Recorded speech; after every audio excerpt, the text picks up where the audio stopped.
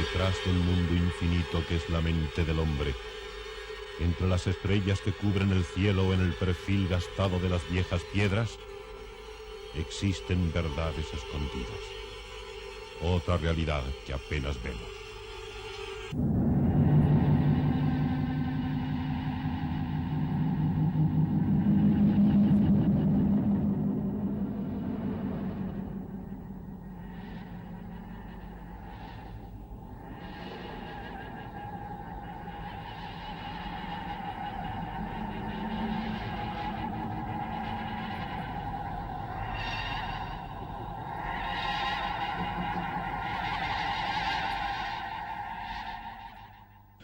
¿Quieres hacer el favor de hablarme o me vuelvo loca?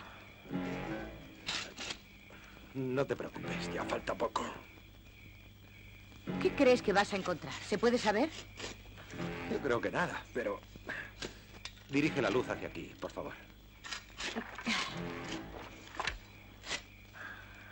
Date prisa y vámonos de este sitio.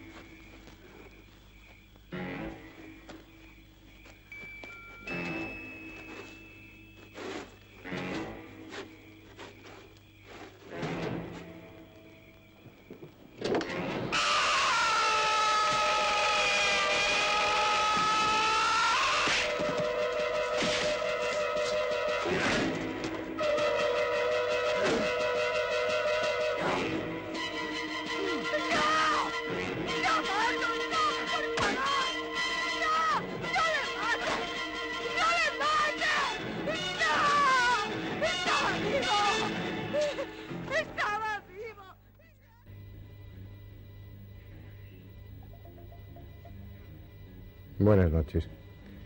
Todos sentimos miedo. Los animales racionales e irracionales sentimos miedo. Unas veces como respuesta a nuestro código genético, a esa memoria de la especie que nos hace sentir miedo como defensa. Así la gacela siente miedo frente al león aunque nunca haya sido atacada por él. Pero ese miedo, que es defensa, forma parte de la memoria de la especie. En el hombre sucede algo parecido. Sentimos instintivamente miedo a la oscuridad, miedo a las fieras.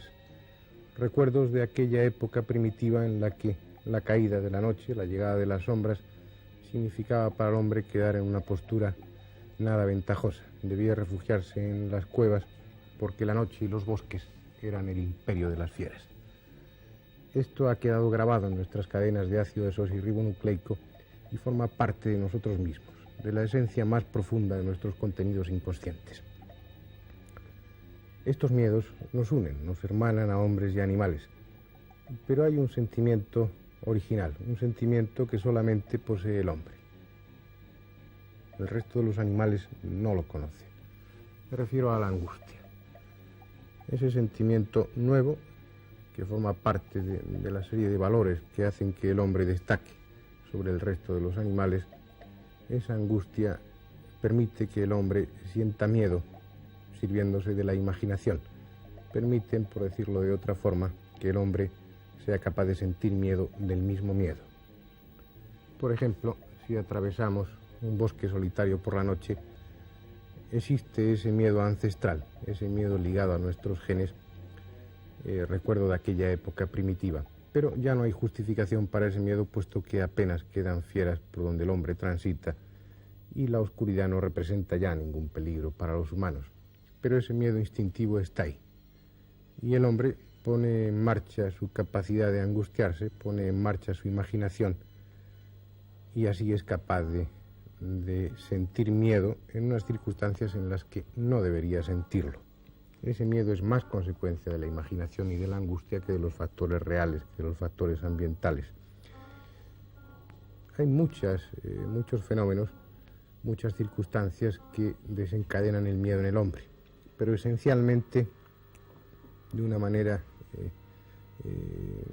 muy limitada, limitando a lo más importante, hay dos factores, dos elementos que crean más angustia en el hombre que ningún otro.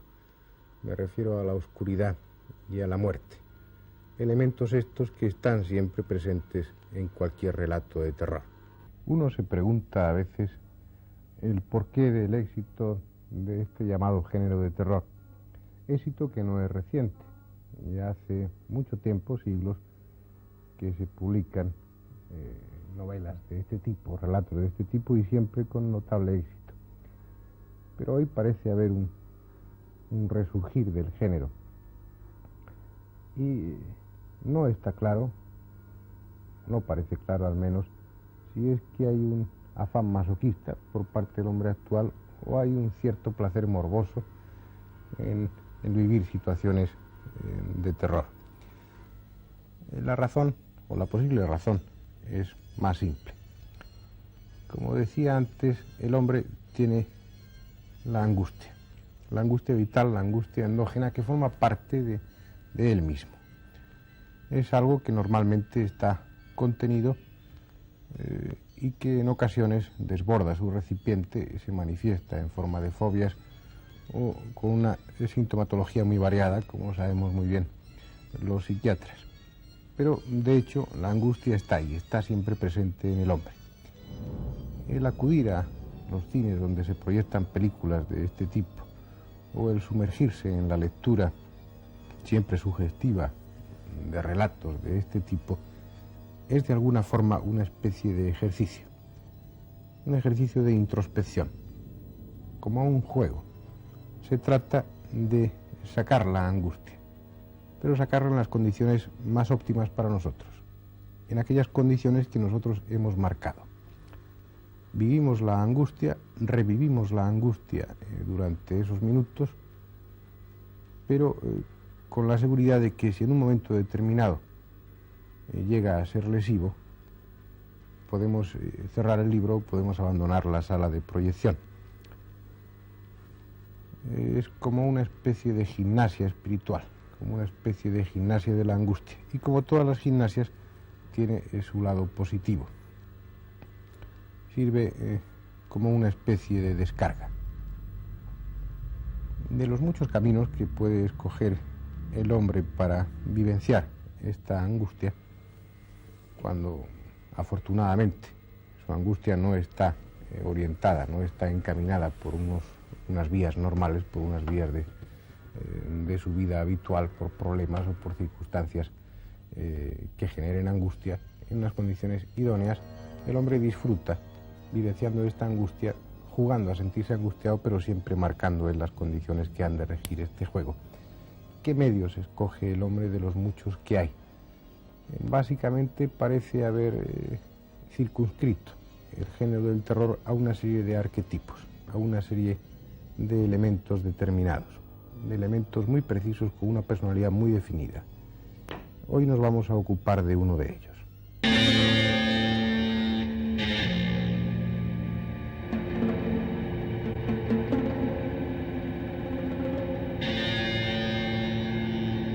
El vampiro. En él se conjugan los elementos más proclives para el terror. La oscuridad, simbolizada en la noche, y la muerte. La noche es su terreno, es su hora. Cuando caen las sombras, él abre su negra capa y ejerce su dominio sobre todas las cosas que pueblan la noche. De otra parte está la muerte, porque el vampiro, según los clásicos del terror, es una persona en un estado muy especial, un estado que ellos llaman de no muerto, entre las fronteras de la vida y la muerte. Realmente es una persona que durante el día está muerto y al llegar la noche toma aliento vital para vivir una existencia efímera hasta la llegada del alba. Se mueve entonces en un terreno de ambivalencia. De un lado se aferra desesperadamente a su miserable existencia y de otra parte, en lo más recóndito, en lo más profundo de su ser, desea la muerte total, como un descanso definitivo. Sea como fuere, cuando llega la noche, el vampiro levanta la tapa de su ataúd y sale a ejercer su imperio.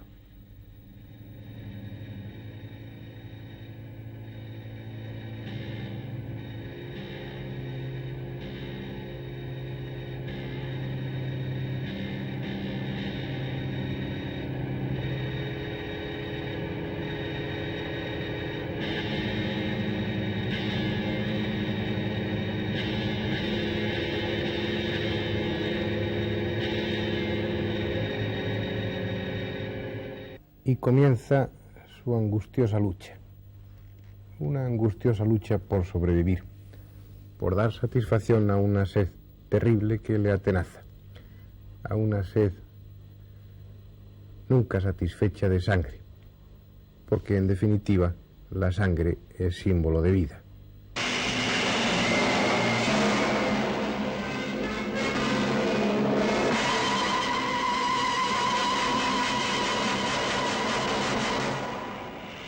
La sangre juega un importante papel en las vivencias del hombre. El hombre, desde los tiempos más primitivos, asocia la sangre a la vida. De alguna forma, cuando nos angustia ver una herida que sangra, es porque experimentamos en lo más profundo el sentimiento de que al escaparse la sangre, lo que se está escapando es la vida. También en las ceremonias de tipo mágico o de tipo religioso, por muy antiguas o muy sofisticadas que sean, la sangre juega un importante papel. En ocasiones, cuanto más primitivos son los ritos, la sangre es vertida con generosidad en los sacrificios. El objeto de esa sangre es que los espíritus, los dioses, tomen fuerza, tomen una vida temporal gracias a esa sangre. El vampiro, por estas razones, no intenta primariamente destruir. Lo que intenta es conseguir vida, lo que intenta es conseguir sangre y satisfacer esa sed tremenda que es su castigo.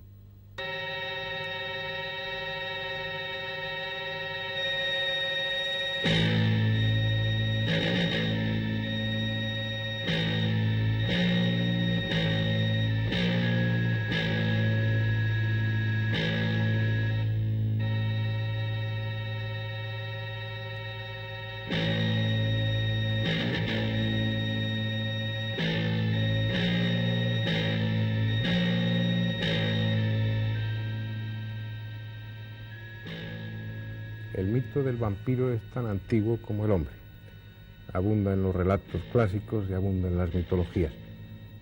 Sin embargo, el vampiro, tal como hoy lo conocemos a través del cine y a través de cómics y de la literatura, es un personaje muy definido, muy concreto y que tiene su origen literario en un cuento que se llamaba así, El vampiro, y que tiene una historia.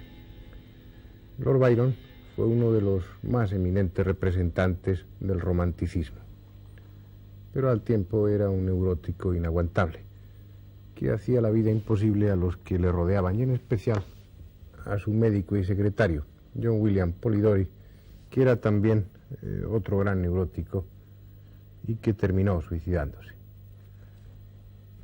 Lord Byron y sus amigos, los Shelley, solían tener unas reuniones cuando llegaba la primavera a orillas del lago Ginebra, en una finca que se llamaba Villa Diodati.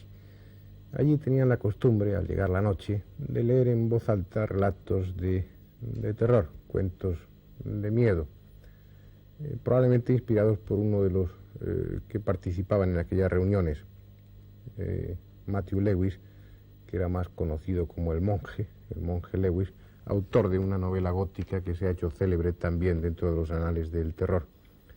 El caso es que tras la lectura de alguno de estos relatos surgió la idea, como una especie de apuesta, de ver si los presentes eran capaces de crear, de imaginar algún nuevo personaje que se ajustara a estas características del terror. Y curiosamente, dos personajes que después veríamos frecuentemente juntos en la pantalla, Drácula y Frankenstein, tuvieron su origen allí. John William Polidori escribió El vampiro y Mary Shelley escribió Frankenstein o el moderno Prometeo. Ambos tuvieron pues su origen en una noche, el 15 de junio del año 1816. Después, este personaje, el vampiro, que en cierto modo el eje central, que era el pálido Ruthven, estaba simbolizando, representando de alguna manera la venganza de Polidori puesto hacia Lord Byron, puesto que el personaje central, el vampiro, era una especie de caricatura del propio Lord Byron. Este personaje después fue recogido por la literatura y manejado con abundancia. Y no llegó a obtener sus características más definidas, más concretas, más perfectas, hasta que lo recogió Bram Stoker, un autor irlandés, y creó el célebre Drácula, en la novela que lleva este mismo título, basándose probablemente en un personaje real que existió en la Europa oriental durante la Edad Media, que se llamaba Vlad Drácula y que fue conocido en los anales y en la historia como el Empalador, un personaje ciertamente siniestro, muy adaptado a aquella época que también era de por sí siniestra, que ejercía de una manera bastante pródiga una justicia violenta.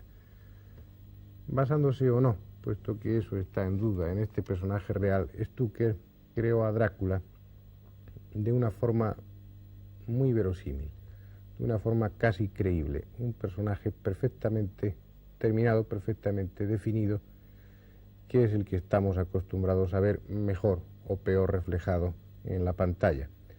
Un personaje que tuvo origen en una de las mejores novelas que se ha escrito en aquella época. Drácula encarna lo negativo, el mal en su personificación más siniestra. Estas fuerzas negativas, estas fuerzas del mal, le proporcionan una gran ventaja sobre el resto de los humanos, porque de alguna forma Drácula está simbolizando, de una forma simple y humanizada, está simbolizando al demonio, a la fuerza negativa en su máxima expresión. Por eso tiene una serie de poderes que le hacen casi omnipotente, una mirada sugestiva capaz de hipnotizar e inmovilizar a sus víctimas y una fuerza física casi no, realmente en este caso sobrehumana. Pero el mal nunca triunfa, al menos según las reglas que se establecieron en el siglo pasado en torno a este tipo de literatura. Y las fuerzas negativas, Drácula en este caso, ha de tener sus puntos débiles para que así pueda mantenerse el equilibrio, para que así pueda prolongarse de una forma casi eterna en estos relatos la lucha constante entre el bien y el mal, la lucha constante entre lo positivo y lo negativo. Drácula simboliza lo negativo, la fuerza diabólica, y por tanto está en oposición a lo divino, a la fuerza benéfica. Y así Drácula no resiste cuando se enfrenta con la divinidad a través de lo que simboliza la divinidad. En este caso concreto, Drácula no puede resistir el enfrentamiento con el símbolo de la divinidad, con la cruz.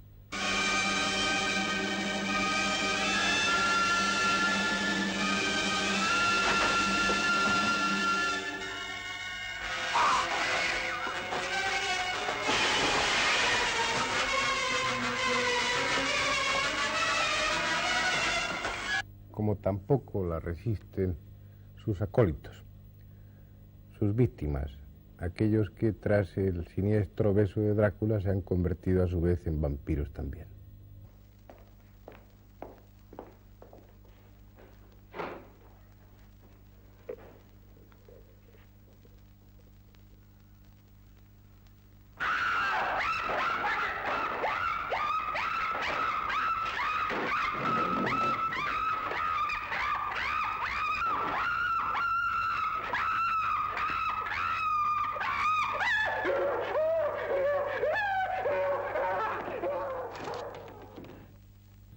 La magia blanca, los ritos litúrgicos con sus poderosas palabras de exorcismo, crean una barrera positiva, una barrera de magia blanca que impide que Drácula y todo lo que él simboliza la atraviese. En definitiva, y nuevamente es la oposición de la magia blanca frente a la magia negra.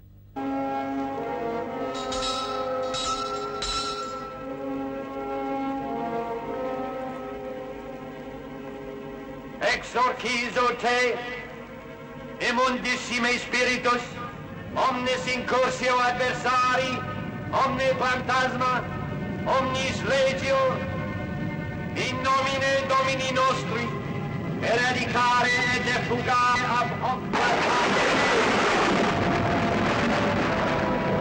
ipse tibi imperat, qui tede, supernis celorum in inferiora, erae nervi praecepit, ipse... Dame eso de delante. ¡Tíralo!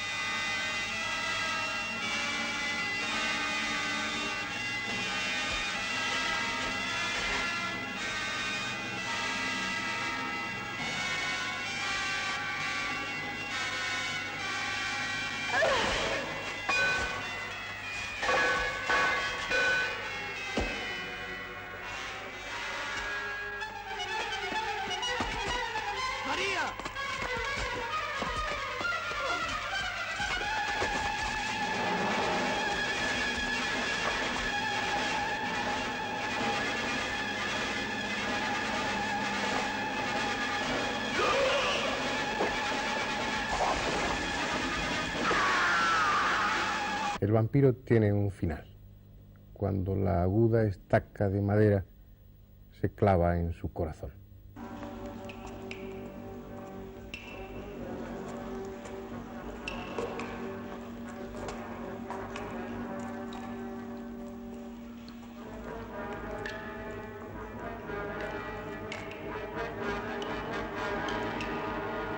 Deprisa, antes de que despierte. ¡Deprisa! ¡Debe hacerlo ahora!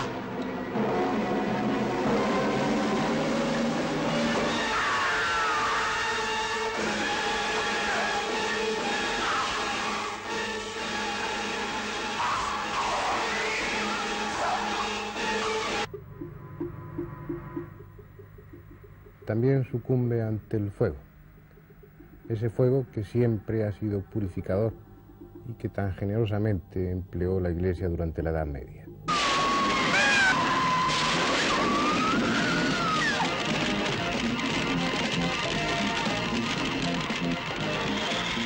¡Arnes! ¡Peter! ¡Tíresela!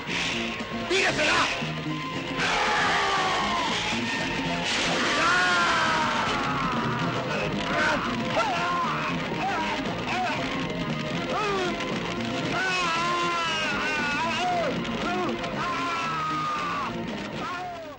El arma definitiva, la más sencilla, la más lógica, es la luz.